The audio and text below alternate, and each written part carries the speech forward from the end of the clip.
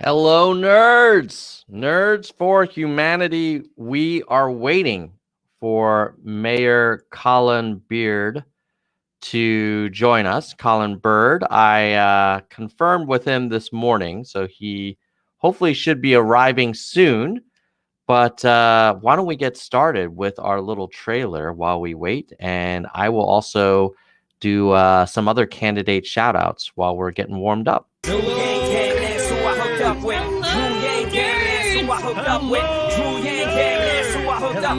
no place to hide now that he's arrived. I'm saying he ain't playing now with this campaign. Bang, dang, it's in. Drew, come roll with the gang gang. Drew Yang Gang, that's who I hooked up with. Drew Yang Gang, that's who I hooked up with. Drew Yang Gang, that's who I hooked up. Yo, there's no place to hide now that he's arrived. I'm saying he ain't playing now with this campaign. Bang, dang, it's in. Drew, come roll with the gang gang. Hello, nerds. Nerds for Humanity. I just got a DM from Colin who says that his last call ran over. I was very busy, I'm sure, but he'll be joining us shortly. While we wait for Colin, let me just profile some other amazing local candidates, and we're going to use this freaking awesome website that I've discovered called ofthepeople.us, which is like a Yelp for local candidates, just kind of tongue-in-cheek. I'm a volunteer on that project. So we're going to go to ofthepeople.us. And here we have the site, but we're going to now look at who is running for office that we should consider supporting. So some of the OTP candidates and anybody running for local office can add themselves to it. But we've got Ali Dalsimer, who's huge into conservation and environmental action, running for Congress in Virginia's 11th district. Let's see what she supports. Medicare for all, Green New Deal, basic income, democracy dollars. Well, it sounds like she's definitely Yang Gang. And so that's cool. I might actually favorite her. Now I'm going to sign in with the Google. Let's do this one. All right. So that's Allie. Erica Rose, which I think everybody, a lot of people are already familiar with Erica. She's running in California. And here is some of what she's big on. Obviously, education. She's a teacher. Yeah, great. Erica added a video down here. Very cool. Erica, you got to add your link to your website, which is a new OTP feature that we just added this weekend. And let's see if Allie... No, who used it? I think Yenny used that new feature. Here's Yenny. Yay! So now you can go and get direct access to more info about Yenny. So then we have Erica Storzand, who is running for a Democrat for Connecticut's 3rd district. Not a career politician, artistic hermit. Feels called upon to serve. I like it. 15 policy changes. UBI, AI safety, ending forever wars, ranked choice voting, treating climate change like a war effort. So he's looking for some volunteers. So that's Eric, if you're interested. Then you've got Amy Washburn in Wisconsin, who's a practicing attorney. Has struggled with cancer and wants to reform healthcare. So that's Amy. Amy, you got to add a link as well and some tags. And Yenny, who we just had on this show before. Yenny is running for City Council District 5 in Worcester. And I just interviewed her yesterday, so you could check out. Oh, we should put Yenny, if you're watching this or anyone from Team Yenny is watching, we should put the video of our interview together on your profile. I can't do that for you. mainly because we haven't built the admin capability to go into each candidate's profile. But feel free to add our interview, which would be kind of cool, and you can embed it down here. So that's Yenny. And then we have Ryan Stark, who is in Connecticut. Father's a Navy veteran, moved around a lot. Veteran, he enlisted in the military, Air Force, and he's lived a lot, been around, and now he's in Arizona. And wow, there's a lot of info about Ryan. Nice job, Ryan, putting a good amount of info there.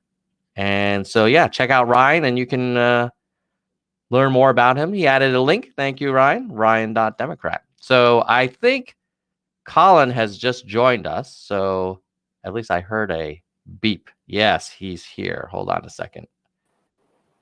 Mayor Byrd, what's up? Ooh, you might be muted. I can't hear you.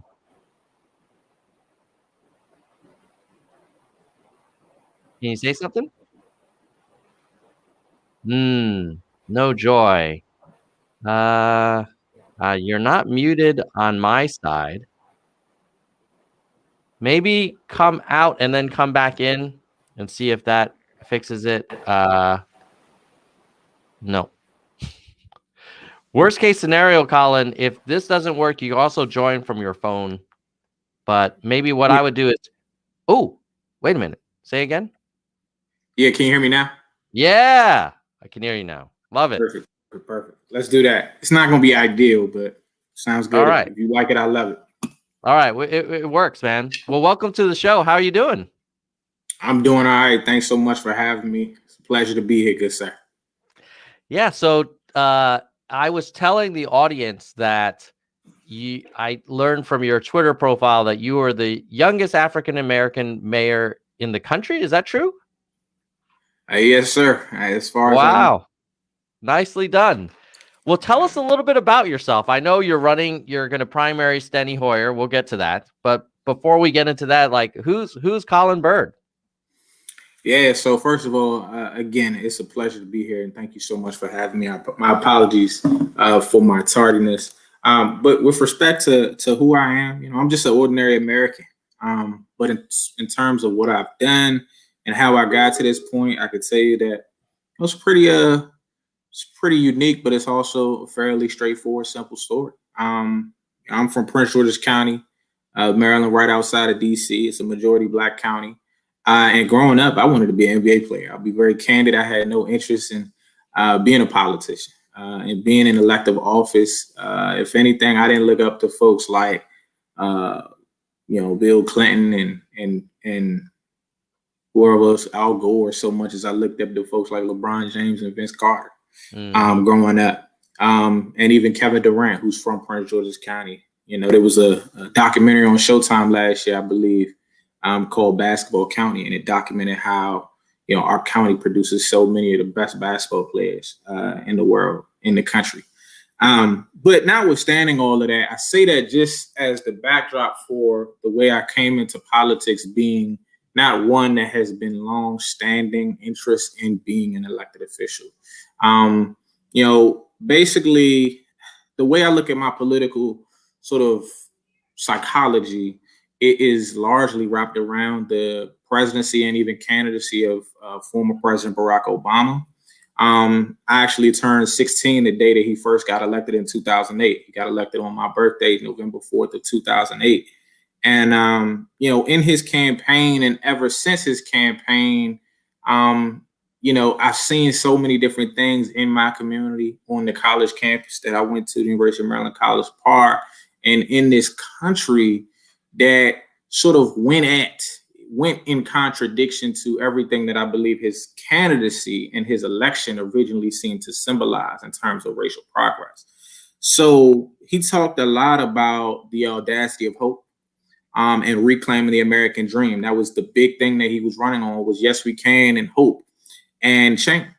And to a certain extent, he delivered some of that. But I think we all would be remiss if we did not acknowledge that what we saw throughout his presidency, as much as we saw the benefits of hope, we also saw the shortcomings of America. And we saw that for all of the talk about the American dream was really alive and well for a very small number of people. And what most people in America experience, and the pandemic underscores it, is the American nightmare. That's racism. We see it in poverty. We see it in these endless wars. We see it in sexism. We see it in homophobia, and we see it in all manner of isms, frankly. And so, yeah, I am, like I said, I went to college during the time of his presidency. Went to the University of Maryland, College Park, and, there were two big things that took place in this country that really made me reassess where we were in terms of race in this country. And that's not to say that these were only things, but they were the pivotal things for my sort of movement with respect to this stuff. And one was the killing of Trayvon Martin and all the injustice in and around that. And number two was the killing of Michael Brown. And so, I became a leader, civil rights organizer on campus. I became a leader in the Black Student Union and the NAACP. I became the head of government relations for the NAACP. I became the chair of social advocacy for the Black Student Union, and I became Mr. Black Student Union. As part of my advocacy, in conjunction with so many other people, I was able to build multicultural coalitions to work on issues that transcended race, that went into workers' issues, that went into labor, that went into women's rights issues, that dealt with sexual assault, all kinds of matter of issues on campus. And, where politics came into it is I was working on these issues because I cared about them. I was passionate about them. But what I realized once I became head of government relations for the NAACP is I started having to interact with elected officials. And in interacting with elected officials, I saw over and over and over, cases, examples of elected officials who had no interest in what we were talking about, no interest in what the people that they represent were talking about, and no interest in service, and all interest in power and prestige. And that concerned me.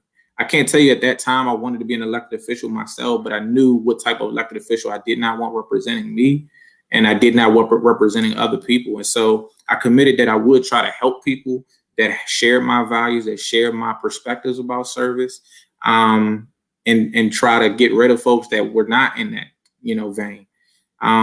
But again, it didn't mean that I wanted to be an elected official. It wasn't until, after college, I came back. And I started working as a labor organizer for SEIU 500, Service Employees International Union. Mm-hmm. And in my own community, I was seeing the same concerns of politicians disregarding folks, and at the same time, somebody was returning from the Greenbelt City Council, and it wasn't that my ambition was sparked by that, but a lot of people in the community who knew me had encouraged me to run at that time. So I ran. My campaign slogan was simple. The campaign was complex, but my slogan was simple. And it is the basis for my governing principle, which is vote Byrd, your voice will be heard. It was vote Byrd, your voice will be heard. And I won, humbled and grateful to serve a term on the Greenbelt City Council. And then, saw the same issues with the then mayor of the city. And I said, we gotta do better at that level as well. So, ran another campaign, was able to become mayor. And now, honestly, yes, I am humbled and grateful to serve as the youngest African-American mayor in America. But honestly, I didn't know anything about all of the historical record implications of my candidacy until after I won. And, the news started reporting on the fact that at that time, they knew that I was the youngest mayor in the history of my city.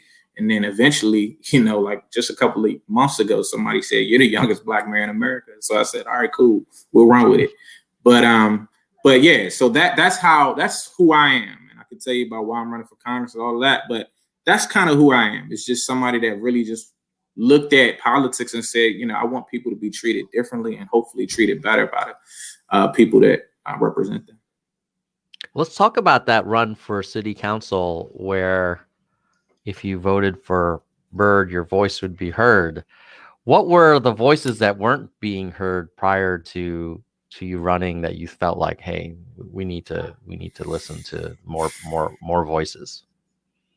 I mean, look, so I come out of activism. So for me, it was so that's a great question, because it's not that nobody's voice was being heard, but you're right. It was or your question is right by implication. It was certain people's voices who weren't being heard, and to this day, they're not being heard in some ways by some people. But I would say it's two main categories of people that I saw really overlooked and neglected. And one was activists in the city, of which I was one. I remember coming before the city council on a whole host of issues. And it wasn't just one issue. I just want to be clear about that. It was just a notion of the fact that people who literally would take time out of their day, and this was pre-pandemic, of course, so people would literally come to City Hall and they would lift up their voices and they would present requests on different things. And, you know, a lot of times those requests went to die in the graveyard. People talk about Mitch McConnell's graveyard. You know, there was a graveyard in terms of City Hall, just, you know, bearing a lot of concerns. So that was one group. The other group was people who weren't activists and who didn't necessarily try to engage government that much, but nonetheless deserved to be heard and deserved to be outreached to. So I think those were a lot of our undocumented immigrants in the city. Number one, and probably a bigger portion was, you know, African Americans and people outside of the center of town. So we have three different main regions of Greenbelt. One part of the city is Old Greenbelt. That is the historic part of the city. That was the part of the city that was the basis for the founding of the city. And of course, originally it was segregated because the city was founded in 1937. And so you see far fewer African Americans in that part of the city. So the other parts of the city, Greenbelt East and Greenbelt West, have always felt overlooked and underappreciated in the city. And so, you know, me being from Greenbelt East in particular, I was very concerned about that, and the fact that I grew up going to school in Greenbelt West, Greenbelt Middle in particular. I was concerned about how Greenbelt West was being neglected for geographic reasons and because of the racial implications of ignoring those parts of the city. So those were the people. And then I think beyond that, you know, we could talk about just the fact that people with money seem to get a lot more attention in the city. And of course, there's intersectionality with all of this stuff, right? There's intersections between all of these categories of people. But I would say people with money who didn't even live in the city were having a lot of influence on the city. And to this day, I'm concerned about that. So, for example, developers. So I've tried to, you know, since coming on the city council and since becoming mayor, really push back against developers who are only interested in, you know, their bottom line, in making money hand over fist, and who look at different parts of the city and only see dollar signs. When I look at different parts of the city, I see people. And so that is something that I wanted to make sure was reflected in governance here in the city as well. What would be an example of where a developer was doing something that wasn't in the interest of the city? I presume they would argue, hey, we're trying to invest, we're trying to, you know, build new housing or new retail, like this is good for everybody. Could you kind of give an example of where you saw some trade-offs there? So first of all, most of the developers they're not expressing an interest in providing greater amenities in retail. What I typically would hear from developers to this day is an interest in housing and building housing, but typically not affordable housing, typically very expensive housing, and not even necessarily housing that people could ultimately own, which we know home ownership is a pathway to long-term generational wealth. So that was a concern. But I'll tell you, you know, for me, I don't have any problem just inherently with development, but most of what I saw is they were interested in investing, but they were interested in a different ROI calculation than I have, right? So their return on investment is profits. My return on investment is, or the way I look at it is, you know, what does this mean for the community? So a lot of times we would get proposals, and I guess the biggest thing we would see is they would say, look, we're going to put more bodies that the city has to service into the city, right? But we're not going to do anything to support community benefits and provide any assistance with putting in place the infrastructure that would help to sustain that new influx of individuals. And so we've already seen, even prior to me becoming a member of the city council, the consequences of that in different parts of the city. When you jam a bunch of people into a region without the appropriate resources associated with that, you have overcrowded schools, you have an overburdened police system, you have overburdened public safety services, everything. You have more people, more demand, and the supply doesn't change because the people that are putting in place the development don't actually deal with that part of it. And then the other thing I can tell you, we have a community called Greenbelt Station, for example. And because when that development was approved, and this was prior to me becoming a member of the city council, because of how it was approved, they don't have parking over there, right? This is a small thing in the grand scheme of what America is talking about on CNN, but this matters in a local community, that a whole community would not have parking, or that a whole community wouldn't have requisite recreation amenities associated with it. That a whole community would not even be able to go to school within the city. One of the first things that I had to advocate on in the city was to get our school system to allow those residents into our schools, right? And I'm glad that we got that done, but one of the challenges is that came at a price, because yes, I'm glad that they're in those schools now, and a lot of them want to go to Eleanor Roosevelt High, which is one of the better schools in the county, for example, but we still haven't addressed the fact that there's significant overcrowding at Eleanor Roosevelt High. That was a trade-off those residents were willing to make because they wanted their kids to go to that school.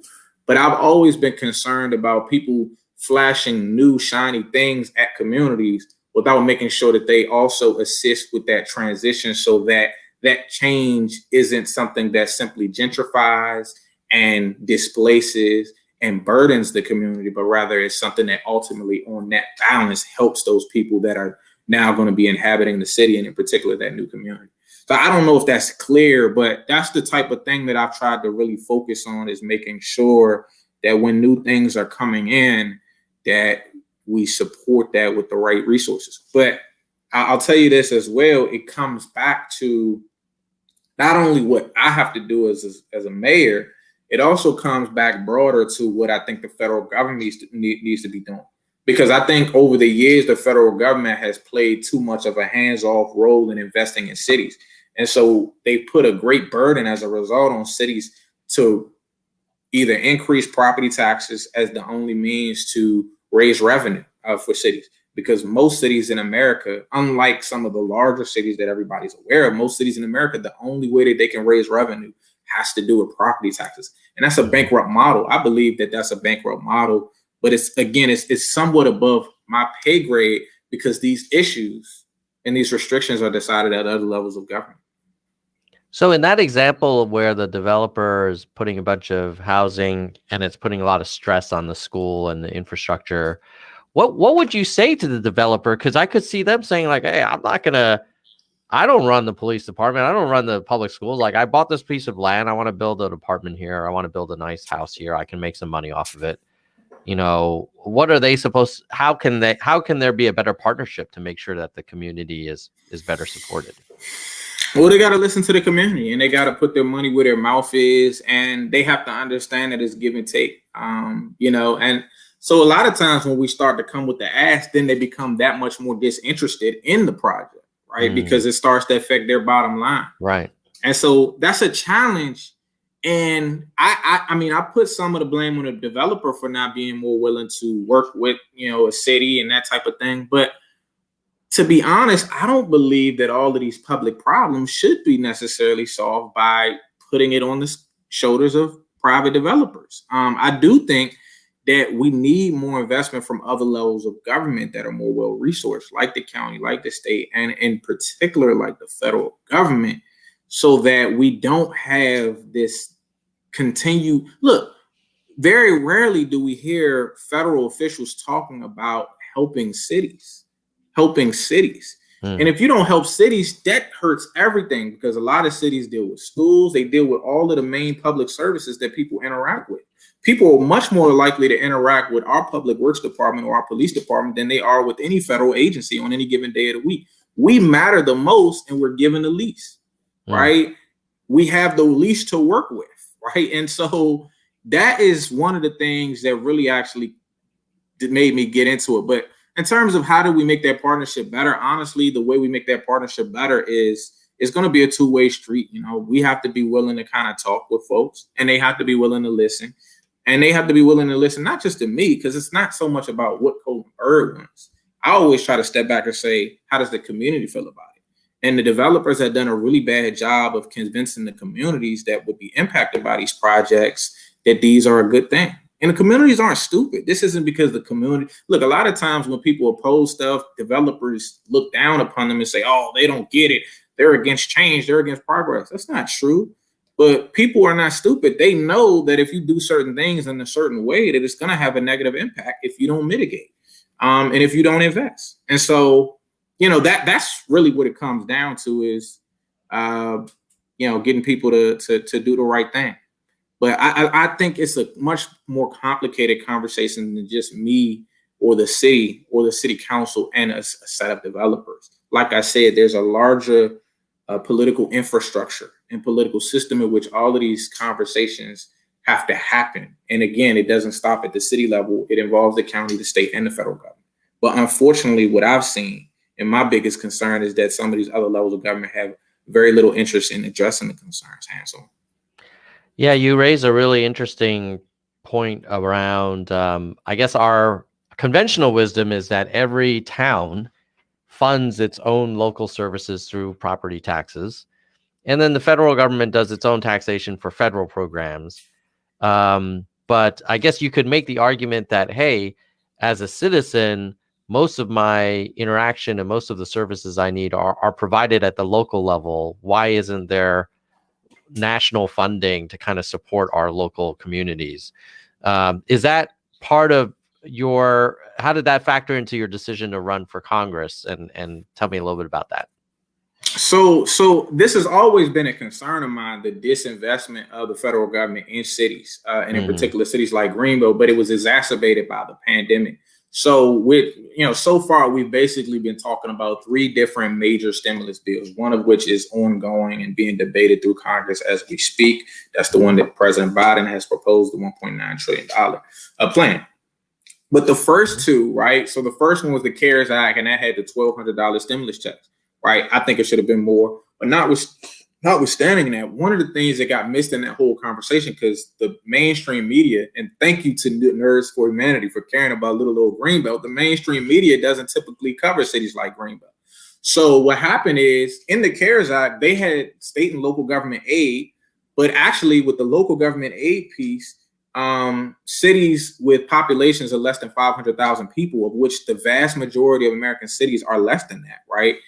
That over 99.9% of the municipalities in America are less than 500,000 people. So basically the only cities got taken care of were cities like New York, San Francisco, Boston, St. Louis. Love them, great. But at the same time, those weren't the only cities that mattered, right? Everybody else, by and large, got left out of the CARES Act directly and left something else happen in terms of somebody robbed Peter to pay Paul, if you will. But long story short, that was the worst time of any for you to leave cities like Greenbelt and other small and medium-sized cities out of a stimulus, because this pandemic has severely hampered our city finances. Because as I indicated, you got less people paying property taxes, right? And you have people missing those payments. You have people not only not being able to pay property taxes, they're not even being able to pay their rental bills, their mortgages. I mean, there's so many different financial economic issues that people are facing right now, and property taxes is one of those things that is being strained right now. And so, that was a huge concern to me, that the federal government, and in particular our member of Congress, was not fighting on that issue at all. I mean, I didn't see any floor speeches. Look, we can point the finger at Mitch McConnell and Kevin McCarthy all day, but I at least want to see you fight for us, right? And I didn't see him fighting for us. And at the same time, he wouldn't even talk with us. He wasn't talking to municipalities during the whole process of these bills being debated. And yet we represent many of the constituents that we share, right? So that was one. Then the second stimulus was coming out, and that was the one more recent. And as that was being debated, I heard again that there was going to be this issue of state and local government aid, and we were going to be left out. And not only were we going to be left out, but everybody was going to be left out. So as you may recall, the second stimulus that came out, it didn't include any state and local government aid, right? And that excluded even San Francisco. So that was horrible, right? And I didn't think the fight was strong enough on that either. And so I'll be honest, around that time is when I really started to contemplate the consequences of having a member of Congress who would let this be an afterthought, right? Rather than somebody who would make this front and center and be a champion of local governments, and in particular, small and medium-sized municipalities and cities like Greenbelt. So I really started to think about it at that time. But the other thing I started to think about, and by the way, sir, I'm a man of faith, and so I did a lot of praying about all of this stuff, is how Greenbelt, probably more than any other city in America, is really a textbook example of how important it is for the federal government to invest in cities. Because the Greenbelt, unlike most cities in America, was actually founded by the federal government, believe it or not. It was the FDR, it was FDR's New Deal that founded Greenbelt. We were one of the 3 green towns that was founded by the Roosevelt administration, in particular, Roosevelt's Brains Trust, which was headed up by individuals like Rexford Guy Tugwell. And we were one of 3 green towns. I say we're the best green town. But what you saw in old Greenbelt, in central Greenbelt at that time, was investment. So we have locally owned cooperative businesses. We have great recreational infrastructure. It's a very walkable and bikeable city, relatively speaking, and we have so much green space and just the things that make you appreciate being in this world, being in nature. I mean, and it kind of goes at the New York notion of what a great city is, because the New York notion of what a great city is, to some, not to all, but to some, might be, Wall Street skyscrapers, right? Mm-hmm. And opulence and wealth and billionaires. I don't think we have any billionaires in Greenbelt. I know we don't have any billionaires in Greenbelt, but we have a beautiful city, and I put us up against anybody in terms of the greatness of Greenbelt, especially in terms of the potential greatness of Greenbelt. But at the same time that we saw the positive impacts of that federal investment in the center of town originally, we also saw the negative impacts of federal disinvestment thereafter. So as I told you, the blacker and browner parts of the city were not part of the original design of the city. Greenbelt East and Greenbelt West came later. So old Greenbelt was founded in part based on the support of the New Deal aspirations of FDR's Roosevelt administration and New Deal. But Greenbelt East and Greenbelt West, which again are blacker and browner parts of the city, what were they founded by? They were founded by the private interests of real estate developers who were most concerned about the bottom line rather than public interest. And so we've seen the consequence over that over the years, because these are the parts of the city that feel the most left out and overlooked. And the investment there is something that has always been a challenge. And until recently, you mentioned that I'm the youngest African-American mayor in America, but I think for the city, what's probably more notable is that I'm still just the second African-American ever elected in our city's history, right? And so we've never had a majority of the city elected leadership be people of color, right? And that's not to say that needs to happen. I believe in the democratic process, so the people will do that when it's going to happen. But I will say the consequences of stuff like that is I believe there's a blind spot to certain racial equity issues, and different parts of the city bear that out. Let's talk a little bit about racial equity in Greenbelt. I noticed that it's a smaller size city relative to, like we said, New York and San Francisco, but it's pretty diverse and meaningful Hispanic, Asian American, African American population. I'm curious, especially, as an Asian American, what are the race relations like in Greenbelt? Certainly, like I live in California, there's been a little bit of a surge in violence against Asian Americans. Have you noticed any of that tension in your town, and how are you looking at that?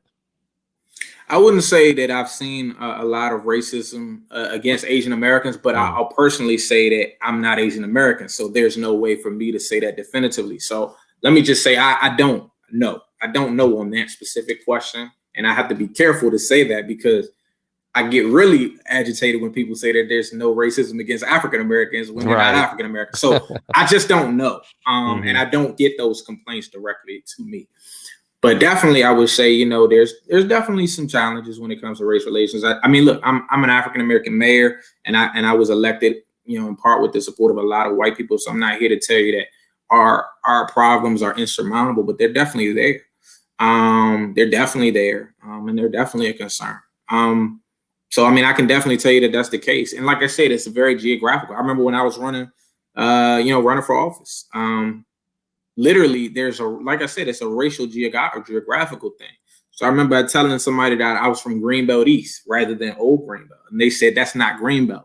That was kind of a wink and a nod to, and again, that's kind of the same type of rhetoric that you saw around Barack Obama. Like Hawaii is not part of America, or Barack Obama is not from America. He was. There's proof of that.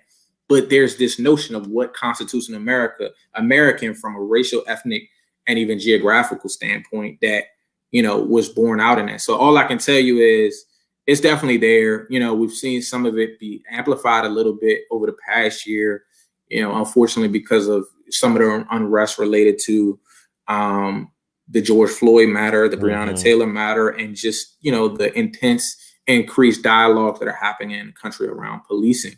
But it's a beautiful city. And I do think that we find ways to unite, and we can find better ways to unite. And that's something that I'm really actually thinking through how we can do better going forward. And I believe I can be part of helping to unify the different parts of the city and the different races and ethnicities that are in the city. How are you looking at the police force? How is the local police department in terms of its relationship with the various communities within Greenbelt?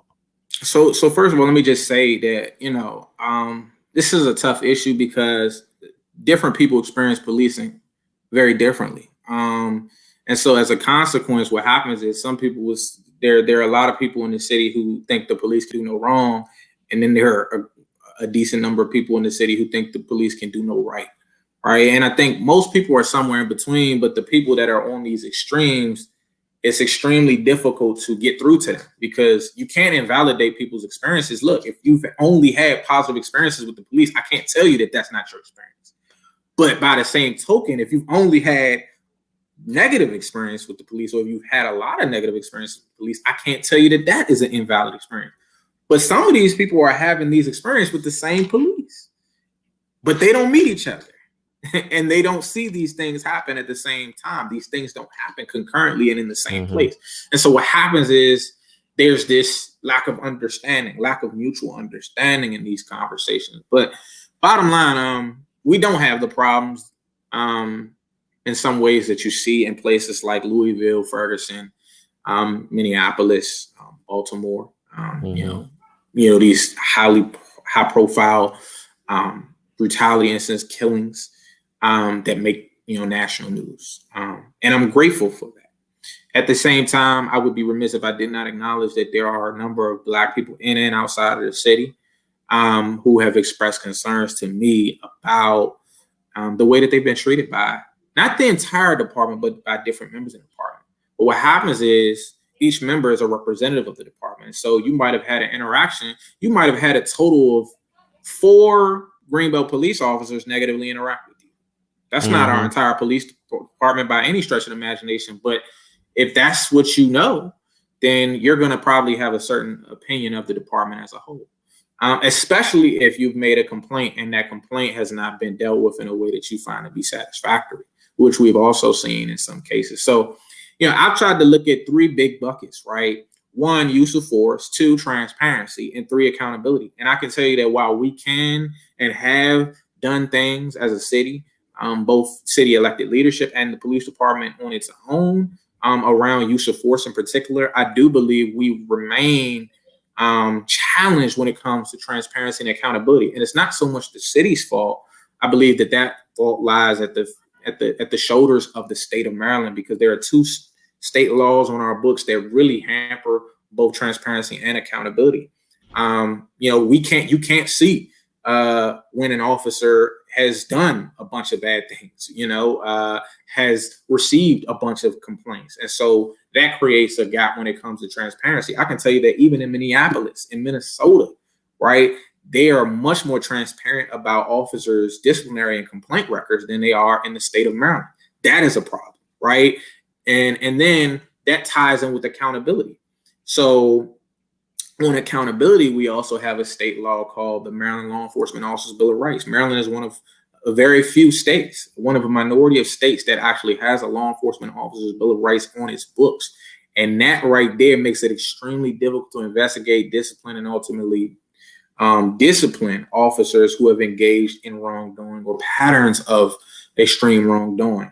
And so, that makes it very difficult for any city to be a model or transformative or really on the front lines when it comes to police accountability, because that law does what we call preempt cities. It preempts local governments from really being able to go beyond when it comes to accountability. Now, both of these issues are currently being looked at by Maryland State Legislature, the General Assembly. But as it stands, I got to be honest with you, transparency and accountability, Greenbelt, like every other city, cannot profess to be, in a great place by any stretch of the imagination, because those two laws make it impossible unless you're going to just ignore those laws, which I've contemplated, but we would likely get, we would be subject to litigation, and we probably would lose it because the state law would prevail. So that's where we are right now with that. The other thing that we obviously need to look to, and this is not so much a short-term thing, but long-term, is making sure that we're investing more in mental health. And so I'm proud that in Greenbelt, we have one of the best mental health departments in all of the state when it comes to our city, and that's our Greenbelt Cares Department. But we need to expand those services, because we've seen not only, as it relates to policing, the need for mental health response and that type of thing, but just in general, this pandemic has made a lot of people a lot worse off in terms of mental health than they otherwise would have been. So that increases the demand as well. So, as we look to our upcoming budgets, that'll be a big part of what we do to deal with not only policing, but just the general well-being of our community. Mayor Byrd, tell me a little bit about your decision to run for federal versus, like, let's say you could have considered a state office and had some influence over some of these laws, and tell me about that calculus. Yeah. So, like I said, it had to do with the federal government disinvesting in cities. And it also had to do with the fact that our member of Congress is virtually never present. He drops in like twice a year at a parade, and actually literally the only time he's in Greenbelt is really at that parade once a year. And it's like this, and it's a great parade, but it's not public service, and it's not real engagement in the community in a substantive way, right? And in the pandemic, it's been even worse in terms of his disinterest in our city, our citizens, our residents, and even, like I said, elected leaders. Some people, look, I don't like any politician that ignores the people, but to ignore the people and to ignore elected leaders is pretty unique, because most people at least treat quote unquote elected officials a certain way. So not that I want to be treated special, but I'll tell you that that's been even more interesting and unique, that everybody gets treated pretty bad by this guy that lives in this district. Now, if you on K Street and you're a lobbyist, it's a quite different type of treatment. And so for me, just the lack of the disregard for the district, as amplified by this stimulus, right? I believe that we need $2,000 monthly stimulus checks, recurring stimulus checks. He has been pushing for, in the past $1,200, or, most recently $600. And in this one, the president has proposed $1,400, and, our congressman's not pushing back against that. I believe it needs to be $2,000, and I don't believe it should be one time. I believe it should be recurring. That has an impact. The difference between one $1,400 check and $2,000 checks over a 12-month period, as an example, is well over $10,000, well over $15,000, right? On top of that, I believe in reparations, right? He promised a few years ago that, he'd bring a bill to a vote on the House floor around reparations. That did not happen. There's a consequence to that in a district like ours, which the biggest part of the district is Prince George's County, and the majority of Prince George's County is African American. So that's if you know so a lot of people talk about reparations, but let's be specific about what reparations would entail if you do it the right way. If you do it the right way, and I'm sorry, I'm gonna have to plug in my phone, my charger in a second. But if you do it the right way, reparations could mean upwards of hundreds of thousands of dollars for each Black household that is the descendant of slaves in America. Hundreds of thousands of dollars. That would helped to close the racial wealth gap in a tremendous way. And America owes that much to African Americans. So that is a big key. And all of this stuff is being exacerbated by the pandemic because we've seen the racial wealth gap be widened by the pandemic and also health disparities be widened by the pandemic. You know, we've seen Prince George's County in particular be the COVID-19 capital of the state. And, you know, the federal government isn't doing what it needs to do to make sure that those vaccines are distributed in a way that is equitable. So we got counties on the Eastern Shore, like Talbot County, getting more vaccines per capita than Prince George's County, when they have far fewer cases per capita, far fewer overall cases, and far less susceptible and at-risk residents as a whole. And so that's not being dealt with by members of Congress in a way that I think is transformative, even though they have both the House and the Senate. So that's a big thing. You know, raising the minimum wage to $15 an hour. Like I said, my first job out of college was with SEIU 500. That's what we were pushing. Then I worked in Annapolis for a little while as a chief of staff for Maryland State Legislature, and we were able to push a $15 minimum wage on the state level. We need a $15 minimum wage nationally. You know, beyond that, I really believe that we need to be having a conversation around Medicare for all. And we need to pass a Medicare for all bill. He does not support that. So for me, it has to do with the biggest issues of our day. And then issues that people are not even talking about. I believe in paying college athletes. Why do I believe in paying college athletes? Because I mentioned at the beginning, this is basketball county that I live in. And what we've seen is, and there was a study that came out of Drexel University last summer that said that over a 4-year period, Black families in America predominantly Black families are being robbed of billions of dollars in generational wealth by the NCAA's policies of not paying athletes in these revenue producing programs, in particular basketball and football. And so that is an issue. You know, I am running as well. I mean, there's so many different reasons, and I apologize if it sounds like I'm ticking off a list, but I'm running as well because we have a project called the Mag Lab that is being proposed to decimate my city and communities across the county. I oppose the Mag Lab strongly. Steny Hoyer has at this point not taken a position in opposition to that. That would decimate our community. And it's already costing our community hundreds of thousands of dollars because we have to hire lawyers to sue the federal government to stop the Mag Lab if ultimately the federal government goes down that road. We've already spent well over $15,000 on a lawyer on very preliminary work related to stopping this project. So these local issues matter a great deal to me. I'm also running, believe it or not, because I believe in almost nobody's talking about this other than shout out to Congresswoman Ayanna Pressley, believe in allowing 16-year-olds to vote in all elections. We did this in the city of Greenville. We allow 16-year-olds to vote. We're one of only probably less than 10 cities in America that do it. But I believe that we need to be allowed, 16-year-olds need to be allowed to vote in federal elections. As I told you, I turned 16 the day Barack Obama got elected. If we had allowed 16-year-olds to vote, I would have been able to vote for Barack Obama the first time around. I did get the chance the second time around, but the reality is these young people, they're smart. You know, maybe not all of them, but enough of them know enough about government and politics to decide that they didn't want George Bush, round 3 of George Bush. Enough of them know they don't want Donald Trump, or maybe that they don't want Joe Biden. I mean, they can make these decisions. They're learning about this stuff in school.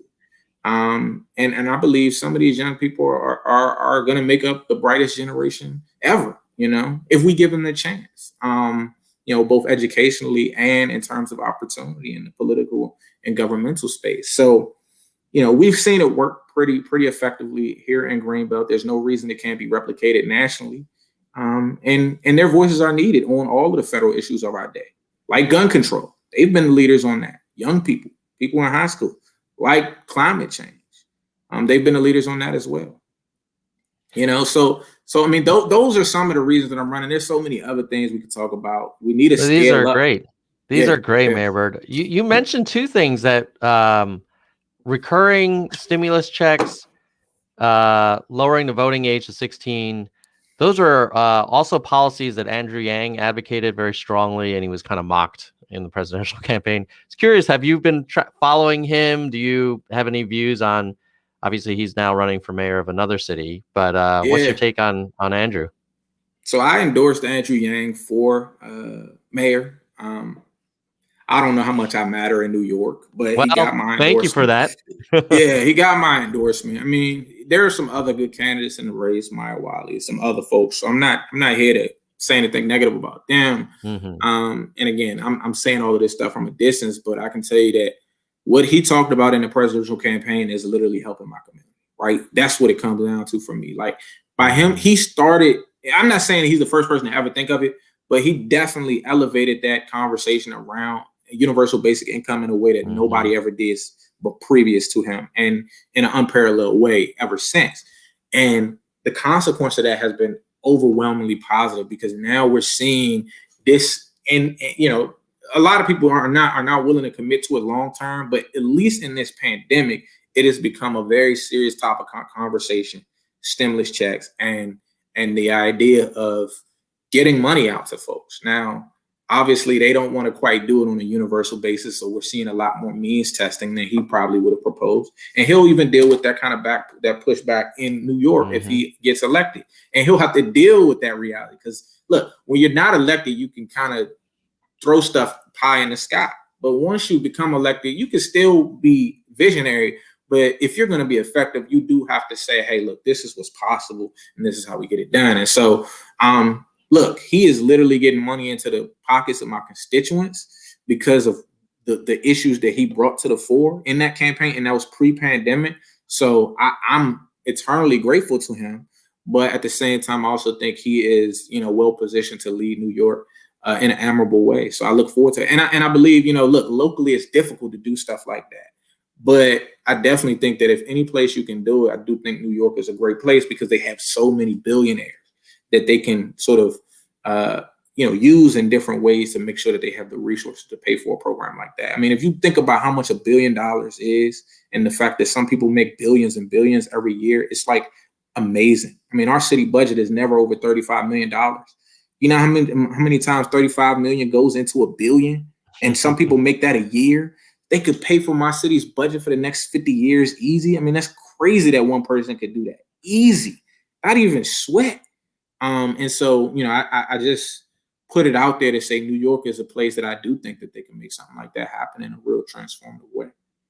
Yeah, it's definitely exciting. I mean, Yang's proposing a $500 million basic income pilot for the lowest income, New York families. And a lot of that will be funded by private philanthropists who, frankly, are billionaires. And what an incredible kind of historic pilot that would be. And maybe it would be the start of something we'd see at a broader level after. Fingers crossed, we'll see what happens with Andrew's campaign. But before we wrap up, Colin, are there any other topics you wanted to bring up, or any calls to action if people want to learn more about you or your campaign, or maybe want to volunteer or help out or donate? Yeah, so first of all, thank you so much for having me. And, if anybody is further interested, intrigued, please feel free to go to my website. It's colinbyrdforcongress.com. That's COLINBYRDFOR Congress.com. You can also follow me on Twitter at Mayor Byrd. Again, follow me on Twitter at Mayor Byrd, or like my page on Facebook at Vote Colin Byrd, But that's really all I want folks to know. I would be humbled and grateful to get your support. I would be humbled and grateful to get a donation. That's going to be how we implement a really transformative, progressive vision in America. I believe in canceling student loan debt. I believe in a federal jobs guarantee. I believe in expanding Social Security. I believe in, a Green New Deal. I believe even in packing the Supreme Court, because that's the only way we're going to tip the scales of justice back in the favor of justice, after what Donald J. Trump and George Bush did to our federal courts all the way up to the Supreme Court. I believe in getting money out of politics. Ultimately, one of the things that I've learned in this campaign is, while I'm going to encourage you to donate to my campaign, this process of campaign fundraising for Congress is a nightmare. It's a nightmare how much time people are recommended to spend just calling people and asking for money. And while, I'll participate to a certain extent, I don't know. It might be one of the weaknesses of my campaign that I'm not really willing to do that, because I'm much more focused on public service in my community, in my city, in my county, in my state, and in my country. I'm not so much gifted at raising money. My blessing and my calling is to raise issues. And really I want to put in a plug to follow me on Twitter, though, because believe it or not, I actually just started my Twitter account in January of this year, last month. We already got a decent number of followers, but the reason that I didn't have a Twitter account prior to that is, like I said, I've been raising issues. And my fighting, ever since I've been an activist and in public service, I've been fighting in the streets, not in the tweets. But I do understand that to really be effective against somebody like Congressman Hoyer, we have to have an effective social media presence. So I'm hopeful and grateful if you would consider helping out in that way as well. But it's been a pleasure, and I thank you so much for having me on. It's my honor, man. And I love the Nerds for Humanity concept. My whole thing. This is the last thing I'll say. I'm sorry, I'm saying a bunch of stuff, but the reason I like the Nerds for Humanity concept is because I believe that our politics will be better served by people being, educating themselves, learning about different issues, and really being substantive and thoughtful. That doesn't mean you got to go to Harvard or MIT. That doesn't mean anything related to the formal piece, but I just mean people knowing what's going on. I believe that the way we're going to win this campaign is if people wake up, because if people wake up, they will rise up. And if they rise up, they will send Steny Hoyer packing. And I'm hopeful that they'll do that, because that's how I'm going to be sent to Congress. And that's how we're going to better serve the people of this district. I love it, Colin. Appreciate you coming into the Nerd Zone and giving us enough time to kind of get into some of the nuance. And so excited that you also endorsed Yang, given that a lot of our audience is, largely from the Yang 2020 campaign. And hopefully when you get to Congress, you'll be able to partner up with Andrew and push for some more UBI kind of conversation. And look, I supported him. I've endorsed him for mayor. I will be transparent with your audience, even if they don't like this. I did support Bernie in 2016 and 2020 for president. But yes, for mayor, Andrew Yang, definitely excited to see him get out there. I disagree with him on a couple of issues, but UBI is definitely an area of common ground.